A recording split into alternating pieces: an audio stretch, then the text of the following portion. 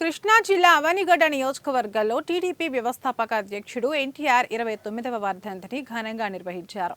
ఈ సందర్భంగా కార్యక్రమంలో ముఖ్య అతిథిగా పాల్గొన్న నియోజకవర్గ అబ్జర్వర్ కనపర్తి శ్రీనివాసరావు ఎన్టీఆర్ విగ్రహానికి పూలమాలలు వేసి ఘనంగా నివాళులర్పించారు.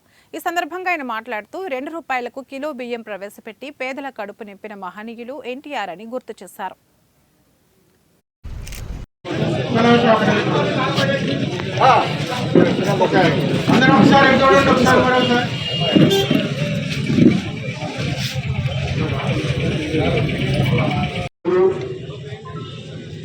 మరణం లేని మహనీయుడు, యుగ పురుషుడు, నవరస నటనా చక్రవర్తి నందమూరి తారక రామారావు గారి 29వ వర్ధంతి ఇవాళ ప్రపంచవ్యాప్తంగా జరుపుకుంటా ఉన్నారు. ఇవాళ మరి అన్న నందమూరి తారక రామారావు గారు సినీ వినీలాకాశంలో సూపర్ స్టార్ గా వెలుగొందుతున్న రోజుల్లో తన 60వ ఏట నన్ను ఇంత పెద్దవాడిని చేసినటువంటి తెలుగు ప్రజల రుణం తీర్చుకోవటం కోసం నేను రాజకీయాల్లో